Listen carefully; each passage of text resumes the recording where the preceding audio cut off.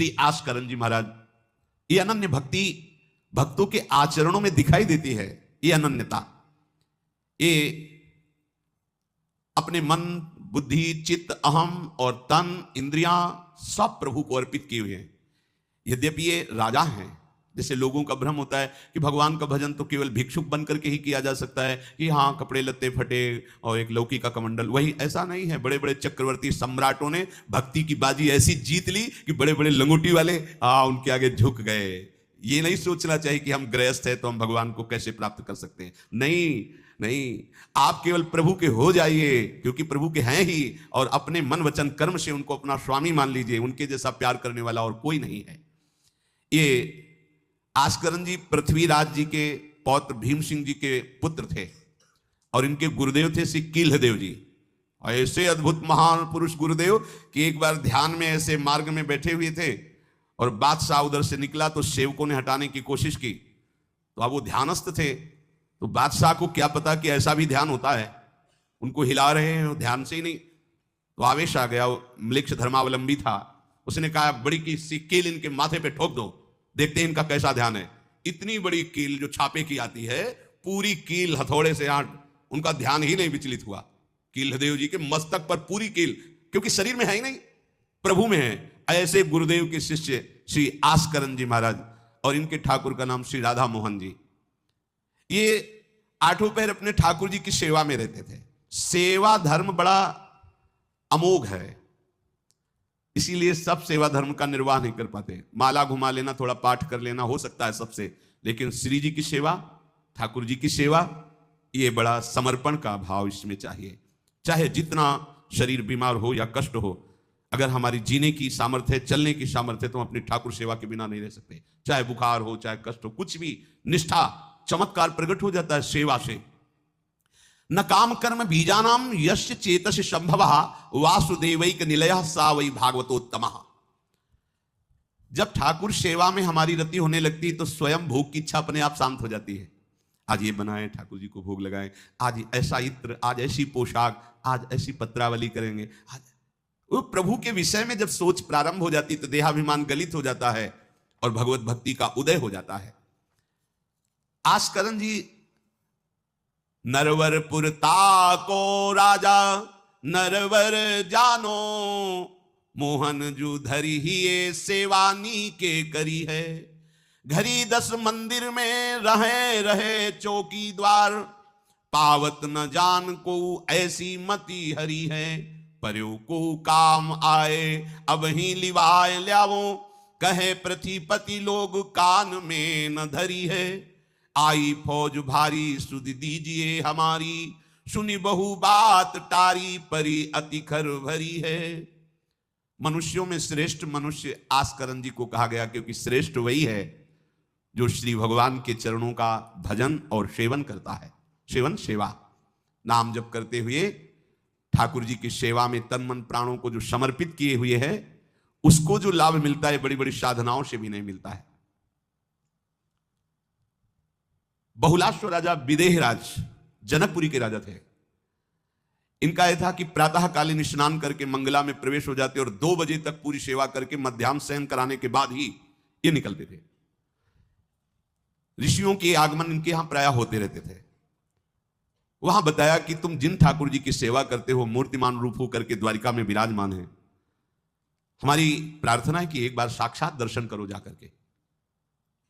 राजा बहुलाश्व ने, वहीं श्रुतदेव ब्राह्मण भी वैसे ही भजन में लगे रहते थे, बड़े अकिंचन थे।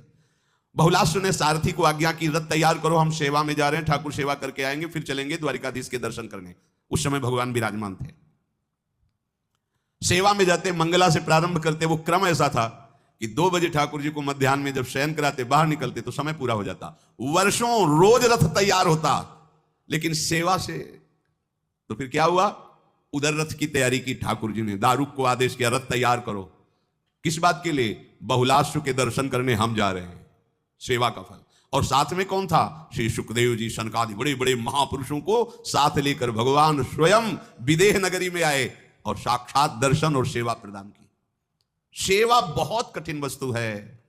सेवा भगवान की जिसने पधराली, प्रियाजू की पधराली सेवा कर रहा है, आप समझो श्री जी के निकुंज में हो, संशय मत करना। सीधे आपको श्री जी अपनी सेवा में लेंगे। यदि सेवा विराजमान, देखो साधना का फल होता है, सेवा का फल नहीं होता। सेवा का सीधा फल होता है स्वामी के समीप नित्य सेवा में पहुंच जाना। आज तक हमें कहीं ऐसा प्रमाण नहीं मिला कि श्री जी की सेवा करने वाले की गति में अंतर हुआ हो। कहीं भी ऐसा। साधना से भ्रष्ट होते तो देखा गया, लेकिन श्री जी की परिचर्या करने वाला श्री जी को प्राप्त नहीं हुआ, ऐसा हमें अभी तक प्रमाण नहीं मिला। ये श्री राधा मोहन जी के आराध्य देव थे, आस्करण जी के, और ये सेवा में मगन रहते।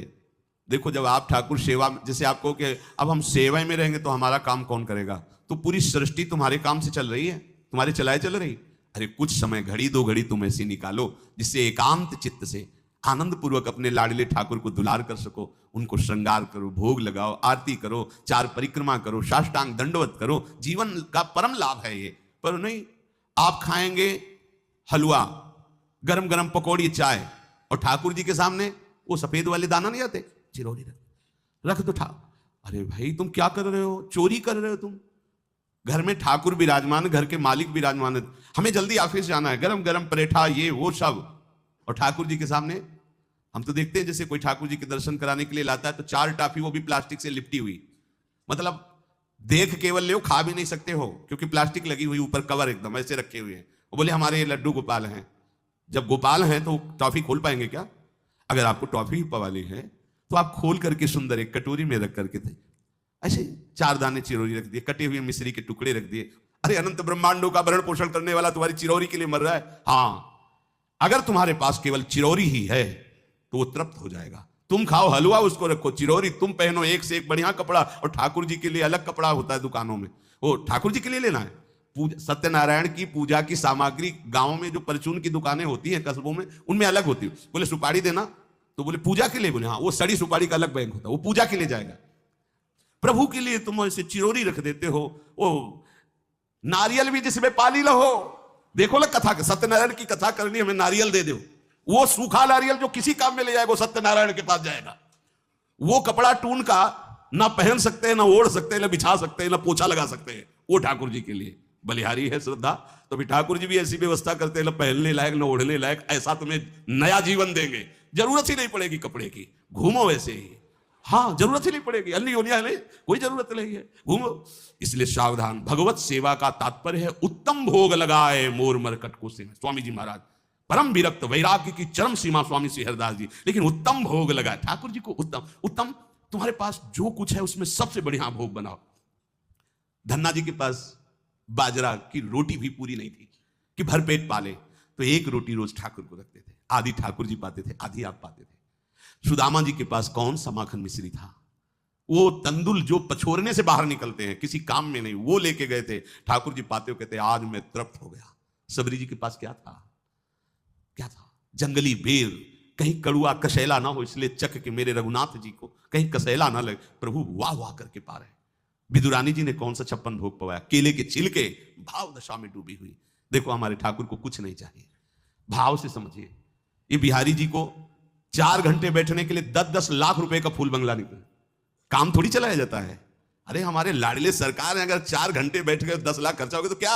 अनंत ब्रह्मांडों का सृजन करने वाला ठाकुर हमारे पास नहीं है, तो ठाकुर जी को आपका भाव चाहिए। और आप तो सो बढ़िया पलंग में, और ठाकुर जी को एक छज्जा में विराजमान किए, छज्जा में ऐसे उतर नहीं सकते, मतलब कूदे तो वैसे ऊंचे, अगरबत्ती दिखा दी चले।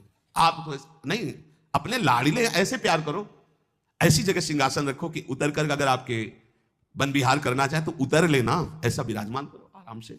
वो एकदम वो सिर्फ दीवार में ऐसी जगह, या तो बाहर वाले कमरे में, अपने कमरे में तो ठाकुर जी रहेंगे ही नहीं। अरे भाई अगर घर में ठाकुर जी तो उठते बैठते निकलते, उनके दर्शन हो रहे, चोरी क्या? तुम तो हमारे घर के माई बाप हो, सब देखो, चोरी क्या आपसे? आपको जो अच्छा ना लगे सुधार देना, ऐसे रहना चाहिए।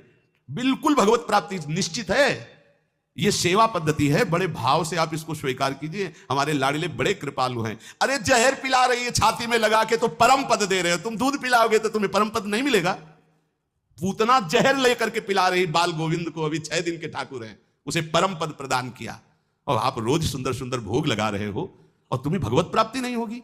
ठाकुर जी की आरती उतार रहे हो, बलिहारी जा रहे हो, उनके सामने कीर्तन कर रहे हो, नृत्य कर, विश्वास तो करो ना, तुम्हें भगवत प्राप्ति हो जाएगी। आस्करण जी ने एक चौकीदार पूजा गृह के बाहर बैठाल दिया और कहा कोई भी भीतर आने ना पावे, क्योंकि एक बार भी सेवा में विक्षेप मुझे बर्दाश्त नहीं। तो ठीक 10 घड़ी का इन्होंने भी नियम, जो नियम लो उसका निर्वाह करो 4 घंटे। दिल्ली का बादशाह किसी कारण से उधर आया हुआ था, उसने कहा मुझे आस्करण जी से तुरंत मिलाया जाए। पहले तो राजा लोग होते थे और बादशाह, अब जैसे मुख्यमंत्री और प्रधानमंत्री, राष्ट्रपति। तो जो मुख्यमंत्री हैं ये राजा हैं प्रदेश के, और वो संपूर्ण राज्यों का बादशाह उसे कहा जाता था। आस्करण जी को शीघ्र हमारे सामने उपस्थित किया जाए। प्रार्थना की कि महाराज असंभव, इस समय आस्करण जी महाराज अपने ठाकुर जी की सेवा में हैं और उनका आदेश है 4 घंटे कोई हमसे बात ना करे। आस्करण जी को सूचना देने के लिए बार बार सेवकों को आदेश किया, पर कोई भी सेवक बादशाह की आज्ञा पर नहीं उतरा। हम अपने राजा से ऐसा नहीं प्रार्थना कर सकते 4 घंटे। बादशाह को बहुत कष्ट हुआ कि हमारी आज्ञा का उल्लंघन। तुरंत आदेश किया सेनापति को, बुलाओ, देखते हैं कि हमारी आज्ञा का उल्लंघन का परिणाम क्या होता है। सेनापति तुरंत उपस्थित हुआ। इस नगर के सबको दंड दिया जाए और बंदी बनाकर आस्करण को हमारे सामने लाया जाए, क्योंकि बादशाह है। अब अहम तो विराजमान है ही है, कोई परमहंस थोड़ी है कि अहंकार लीन हो गया है। बताया गया कि ठाकुर सेवा में, भगवत आराधना में 4 घंटे उनके पास कोई सूचना नहीं पहुंचाएगा। बादशाह की आज्ञा का उल्लंघन करने के कारण सब सैनिक जितने थे दब रहे थे। महाराज की तो आज्ञा है कि सूचना न दो, पर यहां तो सब गड़बड़ हो रहा है। बादशाह ही नाराज हो गया। बड़ी घबराहट पूरे नगर में फैल गई और पूरे सैनिकों में फैल गई। ये नरवरगढ़ ग्वालियर से दक्षिण में है। आस्करण जी ना शिकार खेलते थे, ना किसी को दंड देते थे, बस केवल भगवत सेवा, नाम जप, नाम कीर्तन। पूरे नगर को सब सुविधा, सबके घर में ठाकुर सेवा, सबके यहां नाम कीर्तन सुनाई देना चाहिए। जिसको जो जरूरत हो राज दरबार से ले जाए। किसी को लग सकता है अगर ऐसे बढ़ता रहेगा तो राज खजाना खत्म हो जाएगा। नहीं, अज्ञान से तुम सोचते हो। एक बार पूज्य पादुड़िया बाबा के यहाँ 500 लोगों का भोजन बना। अब वहां उत्सव में 5000 से भी अधिक लोग आ गए। तो जो सेवक जन थे, भंडारी थे, भाग के आए, बाबा अब तो बहुत ही हानि हो जाएगी, क्योंकि सब लोग आ गए, 5000 के लगभग लोग हैं और 500 का ही भोजन बना है। बाबा जी ने कहा घबराने की जरूरत नहीं। गए, अपना ऊपर का चला ऐसे डाल दिया जो रसोई बनी हुई थी। बोले इसे खोलना नहीं, बस बांटते जाओ। सब पा चुके हो, जितना बना था ना। भगवत प्रताप। हरिराम व्यास जी की बेटी का ब्याह, रात्रि में बारातियों के स्वागत के लिए एक से एक सुंदर पकवान बने हुए थे, क्योंकि जिनके चेला मधुकर शाह राजा थे उनके पास कमी क्या, सब सुविधाएं। हरिराम व्यास जी ने सोचा ये संसारी आदमी इतने सुंदर सुंदर पकवान पाएंगे, ये तो ठीक नहीं है। वृंदावन के संत जन लेंगे तो अपने ठाकुर का भोग लगाएंगे, पाएंगे, कीर्तन करेंगे। कोतवाल को बुलाया वृंदावन के और कहा सब वैष्णवजनों को कह दो कि तुरंत आ जाओ, रमनिया ले जाओ। देखो कैसी भावना है, बेटी का ब्याह है। बोले संसारी आदमी बाराती क्यों पाएंगे। अब वो तो कहते हैं अरे इज्जत चली जाएगी, बाबा जी को खवाने से क्या इज्जत है। बारातियों को खवाएंगे तो इज्जत बनेगी। ये किसकी, देहाभिमानियों की। और अपनी इज्जत क्या है, श्यामा श्याम। अगर रसिकों को पवाएंगे तो हमारी इज्जत बन जाएगी, श्यामा श्याम प्रसन्न हो जाएंगे। तो श्यामा श्याम प्रसन्न हो जाएंगे, बाराती भूखे रहेंगे, ऐसा कैसे हो सकता है। ऐसा हो ही नहीं सकता है। हरिराम व्यास जी के, अब उनके लिए तो कोई रोक नहीं, उन्हीं की बेटी का तो ब्याह है। जो भंडारे में सब जमा थे, लड्डू, गुलाब जामुन, ये वो भर भर के अमनिया, ले जाओ ले जाओ। अब ब्रजवासी संत जन सबको बांट दिया, पर जितना भंडारा था उतना ही बना रहा। कर तुम अकर तुम अन्यथा कर तुम सर्व समर्था सा ईश्वरा। तुम प्रभु के लिए समर्पित हो तो तुम्हारे यहां हानि कैसे हो सकती है कि हम भाई ठाकुर सेवा में समय देंगे तो हमारा काम बिगड़ जाएगा, ठाकुर जी की भोग राग की बात करेंगे तो पैसों की कमी हो जाएगी। पक्की मूढ़ता है ये, ऐसा व्यापार है ठाकुर सेवा, संत सेवा। ऐसे करो और कई गुना बढ़कर के हाथ में आ जाएगा, देख लेना। क्योंकि सब दुखों का कारण पाप है, और जब ठाकुर सेवा, संत सेवा, तो इससे पाप नष्ट होते। जे ही पाप नष्ट हुए, सुख का मार्ग खुल गया, पर अज्ञानी जानता नहीं है। अब बादशाह के आदेश से हड़कंप मच गया। कही कहे पठाई कहो कीजिए लड़ाई, सुनी रुचि उपजाई चली पृथ्वी पति आयो है। पर्यो सोच भारी तब बातियों विचारी कही, आप एक जावो गयो अचरज पाई है। सेवा करी सिद्धि साष्टांग होई के भूमि परे, देखी बड़ी बेर पांव खड्ग लगायो है। कट गई एड़िए पे टेढ़ी हूं न भौं करी, करी नित नेम रीति धीरज दिखाई है। बादशाह ने कहा आखिरी हुक्म है, आस्करण को हाजिर किया जाने, संपूर्ण सेना से विध्वंस मचा देंगे, नरवरगढ़ को पूरा नष्ट कर देंगे।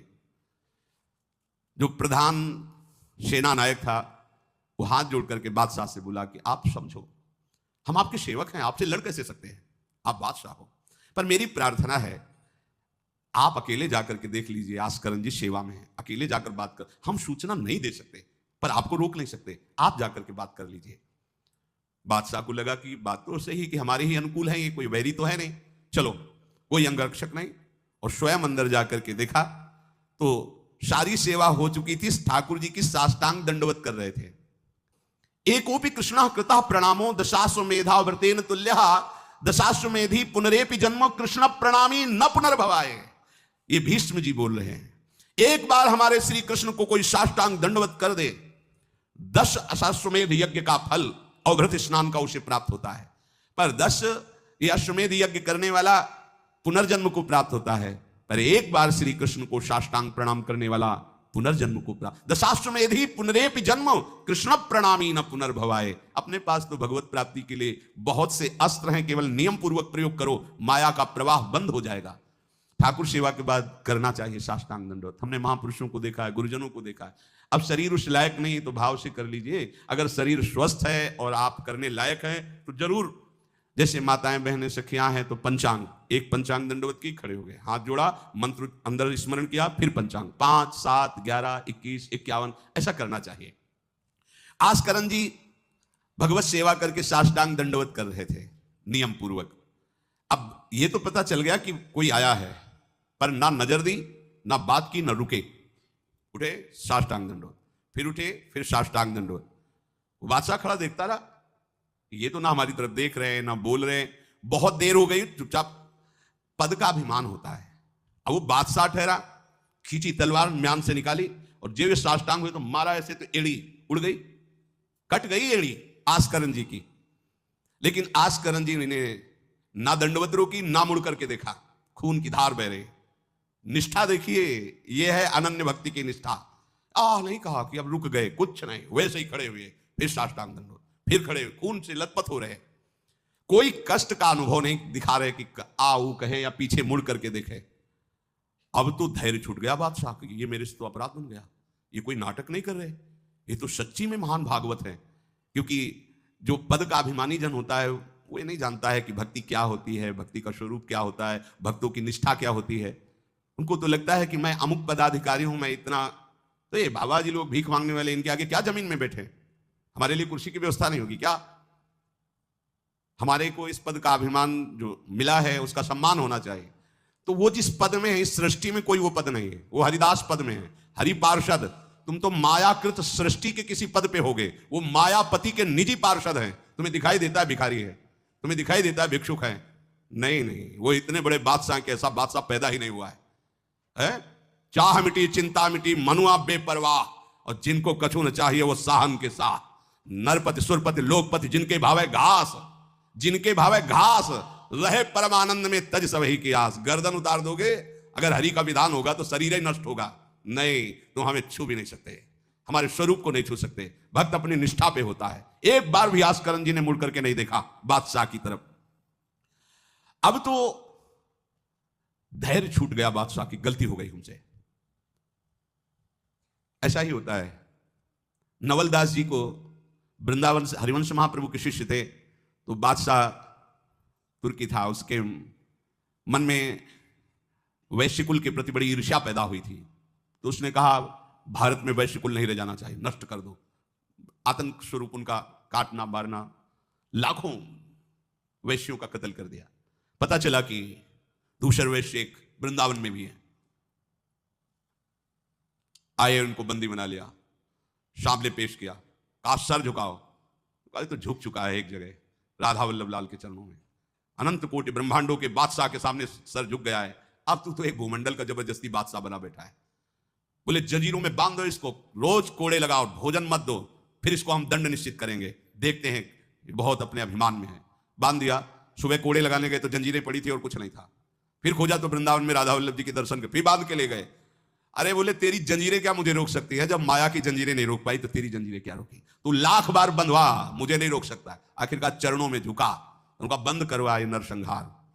तेरे इस नरसंहार से कुछ नहीं होने वाला, तू शांति से रहे, ये ऐसे उपद्रव करना बंद कर। तो ये जो पदाभिमानी जन है, एक अभिमान में न जाने कैसे कैसे बड़े अपराध हो जाते हैं, भक्तों को नहीं जानते हैं।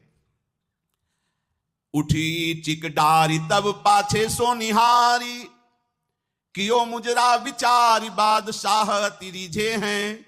हित की सचाई यह ने कुना कचाई होत, चर्चा चलाई भाव सुन सुन भींजे हैं। बीते दिन को नृप भक्त सो समायो, पृथ्वीपति दुख पायो सुनि भोग हरि चीजे हैं। करे विप्र सेवा तिने गांव लिख न्यारे दिए, वाके प्राण न्यार लाड़ करो कही धीजे हैं। पूरी दंडवत की, ठाकुर जी को प्रार्थना की, चिक डाल दी जो मध्याह्न विश्राम की, फिर पीछे मुड़े, तब तक खून बह रहा है। पीछे मुड़कर देखा, बादशाह जोहार की, बिल्कुल गुस्सा नहीं। राजा को इनकी ये धैर्य शैली देखकर कि अपने इष्ट के प्रति निष्ठा और मेरे अपराध का कोई भी इनके ऊपर प्रभाव नहीं, रीझ गया, बहुत प्रसन्न हुआ और कहा, आज मेरे नेत्र सफल हुए कि मैंने ऐसा निष्ठावान भक्त देखा। ना तो तुम्हारी भ्रकुटी में थोड़ा भी रोष है, और ना तुम्हें पीड़ा है, और ना कोई थकावट है। हम आपसे वार्ता करना चाहते हैं, क्या है आप में ऐसी सामर्थ्य कहां से आई कि आपने अपनी निष्ठा छोड़ी और तलवार से एड़ी काट दी। एड़ी, अरे ऐसे काट, जरा सा कुछ लग जाए तो देखो कैसा लगता है। एड़ी कट गई, खून निकल रही, दंडवती बंद नहीं हुई। जब वो बैठ करके भगवत भक्ति की बात की, बादशाह के आंसू आ गए। संत का यही प्रभाव होता है। देखो राजा हैं पर संत हैं। विभीषण जी से भगवान कहते, तुम सरीखे संत प्रिय मोरे, धरो देह नहीं आन। ये नहीं भूल होनी चाहिए कि अरे ये तो बड़े अच्छे कपड़े पहने, ऐसे ऐसे, ये क्या भक्ति करते हो। भक्ति का मतलब केवल इतना ही नहीं है कि भिक्षुक वेश हो। भक्ति किसी से भी हो सकती है, कोई भी हो सकता है, कहीं भी हो सकता है, क्योंकि सब भगवान के बंदे, सब भगवान को दुलार कर सकते हैं। अपनी कीमती रुमाल तत्काल पट्टी बांधी अपने हाथ से आस्करन जी के चरणों में। स्वयं बादशाह ने घुटने टेक कर तुरंत और कहा कि आज मैं निहाल हो गया। आपकी ये जो भक्ति है, ये जो निष्ठा है, आज प्रभु की हम पर बड़ी कृपा है जो मुझे दर्शन हुआ आप जैसे भक्ति की निष्ठा का। बादशाह अत्यंत प्रसन्न होकर के आपको क्या सुख प्रदान करें। होगा हमारी सेवा निष्ठा है, आप जब चाहते तब आदेश दे देते, तो आप मुझे अपने आदेश से मुक्त कर दीजिए। आज के बाद हमारा कोई शासन आपके ऊपर लागू नहीं रहेगा। आप जब चाहें स्वेच्छा से आप आ सकते हैं, ना आए तो आपका राज्य, हमारा कोई अधिकार आज से नहीं। श्री आस्करन जी को एक बार बहुत शरीर में बुखार आ गया, इतना कष्ट पीड़ा होने लगी। अब वो कैसे सेवा करें, भीषण कष्ट है, उठा नहीं जा रहा। प्रातःकालीन बेला से ही सेवा प्रारंभ होती थी। बस उनको एक चिंता है कि अब सेवा कैसे होगी, सेवा कैसे होगी। उसी शिथिलता में भगवान अपने निजी सेवक में जो और परिचर्या करने में थे, उनको आदेश किया, चरणामृत पिला दो, ठीक हो जाएंगे। वो रात्रि में ही चरणामृत, महाराज ठाकुर जी ने कहा चरणामृत, आप जो ही चरणामृत पिया, शरीर का रोग नष्ट हो गया, स्वस्थ हो गए, सुबह सेवा में गए। इसीलिए आप लोगों से प्रार्थना करते हैं, अकाल मृत्यु हरणम सर्वव्याधि विनाशनम श्री कृष्ण पादोदकम पीत्वा पुनर्जन्म न विद्यते। मान लो भैया, एक डॉक्टर औषधि देता है, पैसे लेता है, फीस के पैसे भी लेता है, और ना फायदा करे तो भी उसी दवाइयों का तुम आश्रय लेते हो। हम कह रहे हैं कि संसार से मुक्त होने के लिए चरणामृत सिद्ध औषधि है। रोज चरणामृत ठाकुर जी का पियो, कोई पैसा नहीं लगता। बिहारी जी, राधा वल्लभ, राधा रमण, जहां चाहो, बड़े उदार ठाकुर। चरणामृत, अगर इतना चरणामृत मिला, उसमें आप 1 लीटर जल मिला लीजिए, चलता रहेगा। जब कमी लगे फिर जल मिला लीजिए, चरणामृत ही रहेगा। आप वर्षों इतने चरणामृत को पी सकते हैं जल मिला मिला के, अकाल मृत्यु नहीं होगी। समस्त रोगों के नाश करने की सामर्थ्य चरणामृत में है। कोई भी व्याधि आपको परास्त नहीं कर पाएगी। और पुनर्जन्म न विद्यते, हम भगवान के धाम में चरणामृत के प्रभाव से चले जाएंगे। अब इस पर श्रद्धा कितनी है देखो, आप 10 बार वर्णन किया होगा। नियम से चरणामृत पियो, अपने ठाकुर जी का, श्री जी का चरणामृत पात्र में रख लो, 2 बार 3 बार दिन में पियो। चरणामृत आपको अकाल मृत्यु हरणम सर्वव्याधि विनाशनम श्री कृष्ण पादोदकम पीत्वा पुनर्जन्म न विद्यते। एक बार किसी विपक्ष राजा ने आक्रमण कर दिया आस्करन जी के ऊपर। आस्करन जी के जब बात पता चली कि वो आक्रमण, तो उनका प्रभु हमसे मार काट नहीं होगा, सब में आप विराजमान हो, अब हमसे नहीं हो, या तो राजपद हटाओ, मुझे कहीं एकांत ले चलो, मैं आपके लिए रोऊं तड़पूं। अब ये सब नहीं होगा कि अब हम फिर तलवार उठाएं, मारकाट शुरू करें। पर अंदर से आया कि तुम राजा हो तो प्रजा की रक्षा करना तुम्हारा कर्तव्य है। तो उन्होंने पूरी सेना सजाई, जानते हो कैसे? सब मजीरा लो और स्वयं बोले नाम कीर्तन करो, राधा वल्लभ श्री हरिवंश श्री वृंदावन श्री। कहां जा रहे? बोले युद्ध करने जा रहे हैं। ऐसे युद्ध होता है। प्रभु से कहा हमसे मारकाट होने वाली नहीं, जब हमारा कर्तव्य ही तो हम ये कर्तव्य कर रहे हैं। राधा वल्लभ श्री हरिवंश, राधा नाम कीर्तन। तुरंत आकाश में मेघ छा गए और इतने बड़े बड़े ओले शत्रु पक्ष में और हल्की फुहारें इधर के पक्ष में। जहां नाम कीर्तन, हवा चल रही, हल्की हल्की नन्ही नन्ही फुइयां बरस रही और कीर्तन में हाल, और उधर इतने इतने बड़े ओले। सब भाग गए, अस्त्र शस्त्र की आवश्यकता नहीं हुई। शत्रु पक्ष जब भागा और उधर का राजा के चरणों में गिरा कि मुझे माफी दे दो, मुझे पता नहीं था आप इस कोटि के महाभागवत है। यह है अनन्य भक्ति। यदि हम अपने प्रभु की सेवा, प्रभु का नाम जब, प्रभु के गुणों का गायन करते हैं तो किसी की भी ताकत नहीं कि हमें परास्त कर सके। और आप भूल जाइए ये बात कि आपके ही किए सब कुछ होता है। आप देहाभिमान में भटक रहे, आपके किए ले। हम कह रहे मान लो, मान लो, केवल प्रभु की करुणा एक दृष्टि से अनंत ब्रह्मांड का सृजन हो गया। एक दृष्टि से अनंत ब्रह्मांडों का सृजन। भैया तुम्हारा परिवार क्यों दुखी रहेगा? तुम्हें क्यों भूखा रखेंगे प्रभु? पशु पक्षियों को देते हैं, हर जीव जंतु को देते हैं। तुम तो भगवान के भक्त हो, तुम्हारे को कैसे वो नहीं देंगे? विश्वास करो, जो तुम्हें कार्य मिला है धर्म पूर्वक करो, नाम जप करो, प्रभु की सेवा करो। गंदे आचरण, गंदे नशा, गंदी बातें ये सब छोड़ दो, क्योंकि यही तुम्हारी दुर्गति, अशांति का कारण बनेगी। पैसा बड़ा है, मदिरा पान करना, व्यभिचार करना, उसे सुख समझ रहे हैं। पैसा है, पद है, समझ रहे हैं कि हम जीवन का लाभ ले रहे हैं। अरे ये लाभ तो सुअर कुत्ता भी ले रहे हैं भैया। निद्रा, भय, आहार, मैथुन हर जीव भोग रहा है। तुम मनुष्य जन्म लेकर के बड़े बुद्धिमान होकर उसी भोग रहे हो, तो कौन सी बात? तिनते खर सूकर स्वान भले, गोस्वामी तुलसीदास जी। सुअर कुत्ता गदहा उससे अच्छे। क्यों? क्योंकि अपने कर्म भोग कर ऊपर की तरफ उठ रहे हैं, उनके पाप नष्ट हो रहे हैं। वो आप ऊपर उठकर मनुष्य जन्म कर प्राप्त करके पाप कर्म कर रहे हैं, आप नीचे अधोगति को जा रहे हैं। इसलिए सबसे प्रार्थना है, ये गंदे आचरण, जब आप मदिरा पीते हैं तो आपकी बुद्धि तमोगुण राक्षसी वृत्ति से हो जाती है। खुद आपको अनुभव इस बात का, आपकी दुर्दशा हो जाती है, बुद्धि भ्रष्ट हो जाती है। फिर व्यभिचार, जुआ, चोरी, हिंसा कैसे आपको सुख प्रदान करेंगे? ये जो निकृष्ट हैं, जो अधर्म है, जिनकी क्रिया ही दुखमय है, उस दुख से तुम कैसे सुख प्राप्त कर सकते हो? धर्म से चलो, गृहस्थ हो तो धर्म पूर्वक चलोगे तो गृहस्थी में ही भगवान तुम्हारा मंगल कर देंगे, भागने की जरूरत नहीं है। नाम जप करो, ठाकुर सेवा विराजमान करो, जो रूखा सूखा हो अपने ठाकुर को लाड लड़ाओ, अंतिम श्वास तक भगवान कृपा कर ही देंगे। हमारे जीवन का उद्देश्य भगवत प्राप्ति है। इन किन प्रकारेण अब हमारा जन्म इस संसार में ना हो, हम प्रभु के पास जाकर उनकी सेवा में रहें सदैव। जहां न मरना है, न जन्मना है, न दुख है, न सुख है, न बीमारी है, कोई किसी भी तरह का जहां लेस मात्र भी कष्ट नहीं है, प्रलय और महाप्रलय की वायु भी जहां प्रवेश नहीं करती, वो हमारे प्रिया प्रीतम का नित्य धाम है, वही हमारी विश्राम भूमि है। हम सब खूब राधा नाम जप करें और आकांक्षा करें कि इसी जन्म में हमें भगवत प्राप्ति हो जाए, श्री जी की प्राप्ति हो जाए।